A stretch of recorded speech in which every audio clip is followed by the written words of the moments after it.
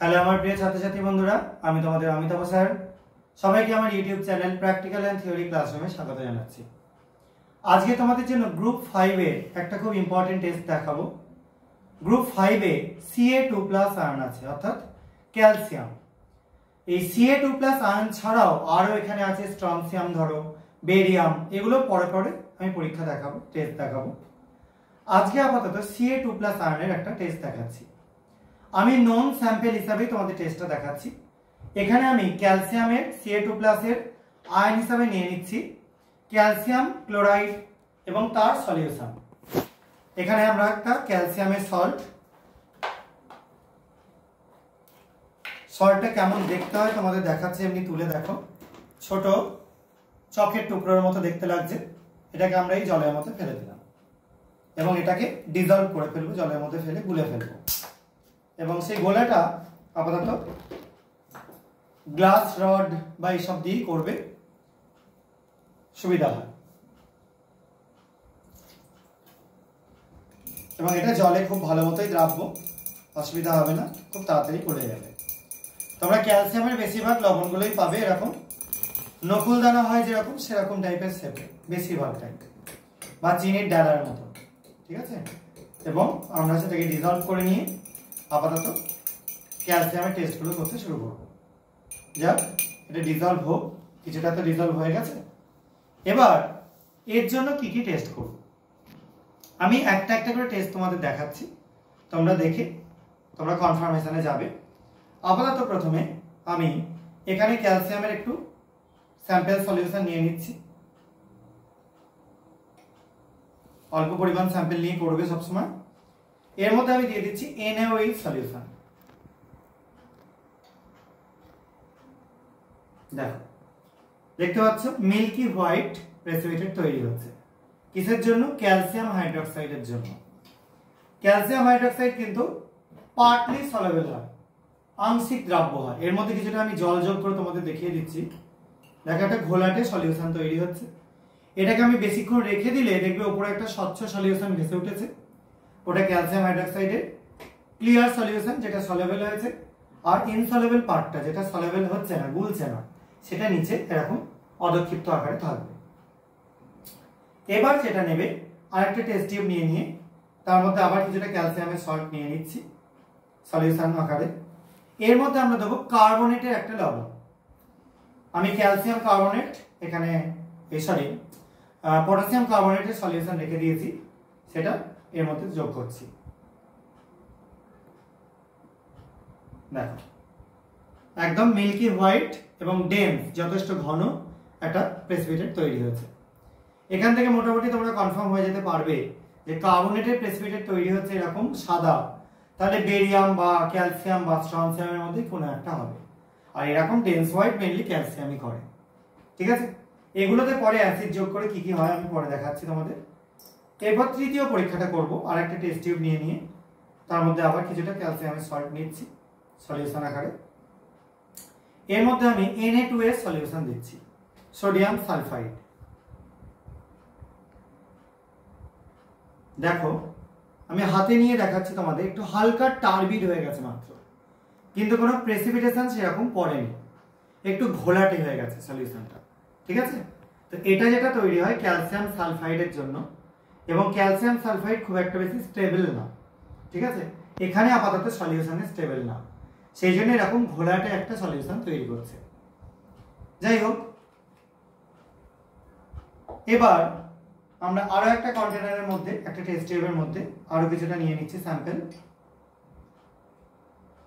এবার এর মধ্যে আমি যোগ করে দেবো একটা সালফেট লবণ। যে কোনো সালফেট লবণ নিতে পারো, আমি এখানে অ্যালাম সলিউশন নিয়েছি। দেখো, এই অ্যালাম সলিউশন নেওয়ার ফলে সালফেট যে লবণটা ছিল সেটাই কিন্তু কোনো রকম কালার চেঞ্জ এলো না প্রথম দিকে। এবং এটাকে আমি এখন আপাতত রেখে দিচ্ছি পরের টেস্টের জন্য। এর মধ্যে আমি কিছুটা সোডিয়াম সালফেট যোগ করে পরে দেখাচ্ছি তোমাদের। এবার আমি আরো একটা টেস্ট টিউব নিয়ে তার মধ্যে কিছু স্যাম্পল সলিউশন নিয়ে এর মধ্যে যোগ করে দিচ্ছি অ্যামোনিয়াম অক্সালেট সলিউশন। দেখো, যোগ করতে দেখো মিল্কি হোয়াইট প্রেসিপিটেট তৈরি হচ্ছে। এই মানে টেস্টটাই ক্যালসিয়ামের জন্য একদম কনফার্মেটিভ টেস্ট। এই অক্সালেটের জন্য ক্যালসিয়াম অক্সালেটের যে সাদা প্রেসিপিটেট তৈরি হচ্ছে এটা কিন্তু আর কারোর জন্য তৈরি হবে না, শুধুমাত্র ক্যালসিয়ামের জন্যই হবে। স্ট্রনসিয়াম বা বেরিয়াম যারা এই গ্রুপটার মধ্যে রয়েছে তাদের জন্য কিন্তু তোমরা এই প্রেসিপিটেট পাবে না, এবং এটা থেকেই তোমরা মোটামুটি ক্যালসিয়ামকে কনফার্ম করতে পারবে। তো ক্যালসিয়ামের কনফার্ম করবার জন্য বেসিক যেসব টেস্টগুলো করা দরকার সেটা অবশ্যই তোমরা বাফার সলিউশন দিয়ে, যেটা অ্যামোনিয়াম হাইড্রোক্সাইডের সলিউশন, আমি তাও একটা দেখিয়ে দিচ্ছি তোমাদেরকে। তো বাফার সলিউশন দিয়ে একটা টেস্ট করে দেখাচ্ছি, যেটা স্যাম্পল সলিউশন নিয়ে তার মধ্যে বেসিক বাফার দিয়ে দিচ্ছি।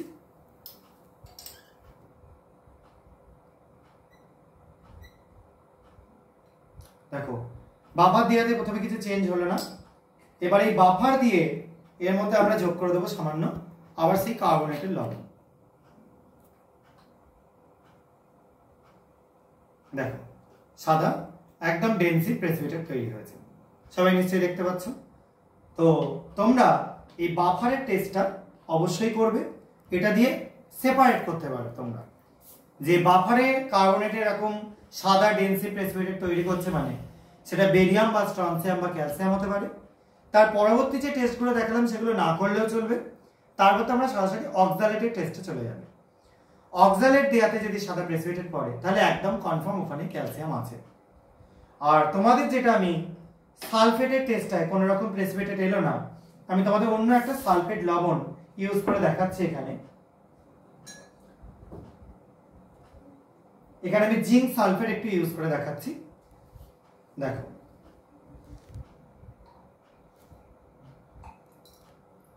সরাসরি প্রেসিপিটেট না পড়লেও দেখো সাদা রঙের এর মধ্যে গুঁড়ো গুঁড়ো একটা জিনিস তৈরি হচ্ছে। তোমাদের হয়তো এখানে দেখানো অতটা সম্ভব না, এই যে সাদা রঙের গুঁড়ো গুঁড়ো টাইপের জিনিসটা তৈরি হচ্ছে, যেটা তোমরা দেখো সলিউশনটা ঝাঁকালে সাদা সাদা গুঁড়ো গুঁড়ো একটা পদার্থ দেখতে পাচ্ছ, এটাই ক্যালসিয়াম সালফেটের ছোট ছোট ক্রিস্টাল, ঠিক আছে। এবং এই ক্রিস্টালটা তৈরি হচ্ছে সালফেট SO4 আর ক্যালসিয়াম যুক্ত হওয়ার জন্য। এবার আমরা এদের প্রত্যেকটা সলিউশন যেগুলো তৈরি হলো তাদের সবার মধ্যেই ডাইলিউট HCl যোগ করে দেখাবো। প্রথমে আমরা ফার্স্ট যে স্যাম্পলটা নিয়েছিলাম সোডিয়াম হাইড্রোক্সাইডের, দেখো তোমরা দেখতেই পাচ্ছ ওপরে সলেবল পার্টটা আস্তে আস্তে আলাদা হয়ে যাচ্ছে, ইনসলেবল পার্টটা নিচে দেখতে পাচ্ছ প্রেসিপিটেট পড়ে গেছে। সবাই নিশ্চয়ই কালারগুলো বুঝতে পারছো। এর মধ্যে যোগ করে দিচ্ছি সামান্য HCl। দেখো একদম ক্লিয়ার সলিউশন হয়ে গেল। কেন হয়ে গেল এটা?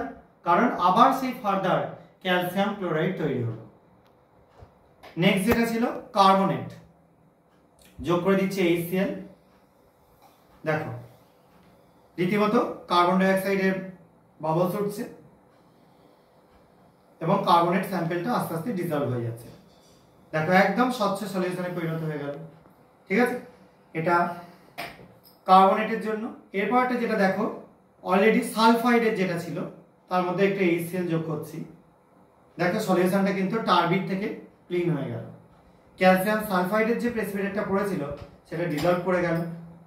এবার সালফেটের যেটা তোমরা গুঁড়ো গুঁড়ো আকারের জিনিস দেখতে পাচ্ছ ঘুরে বেড়াচ্ছে, এর মধ্যে কিছুটা যোগ করে দিচ্ছি HCl। দেখো এটা কিন্তু ডিজলভ হচ্ছে না, যেমন গুঁড়ো ছিল সেরকম গুঁড়োই কিন্তু কন্টিনিউ সিস্টেমের মধ্যে ঘুরে বেড়াচ্ছে। তার মানে ক্যালসিয়াম সালফেট যেটা এখানে তৈরি হয়েছে সেটা কিন্তু অ্যাসিডে সলেবল হচ্ছে না, ঠিক আছে। এই কারণের জন্য এটা এই গুঁড়ো আকারে ডিজলভ হয়নি, এরকম অবস্থায় দেখতে পাচ্ছি। এরপর যেটা ছিল বাফারে যেটা করেছিলাম, না সরি অক্সালেটে যেটা করেছিলাম সেটা দেখো আমরা HCl যোগ করছি। দেখো আস্তে আস্তে ডিজলভ হয়ে গেল, একদম ক্লিয়ার সলিউশন হয়ে গেল। আবার তার মানে সেটা HCl এর সাথে রিঅ্যাকশন করে ক্যালসিয়াম ক্লোরাইড তৈরি করলো, সেই জন্য ডিজলভ হয়ে গেল। আর লাস্টে যেটা ছিল বেসিক মিডিয়ামে মানে বাফার মিডিয়াম দিয়ে তার মধ্যে আমরা কার্বনেটের একটা স্যাম্পল দিয়েছিলাম। এটাতে দেখো HCl দিচ্ছি, সাদা ধোঁয়ার মতো উঠছে দেখতে পাচ্ছ।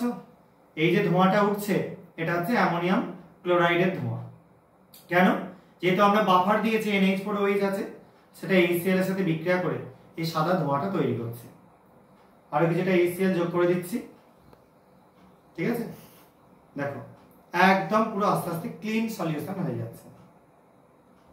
ঠিক আছে? তো এটা কেন তৈরি হচ্ছে, এবার আরো যত পরিমাণ যোগ করা হবে তত আস্তে আস্তে ক্লিন হয়ে যাবে।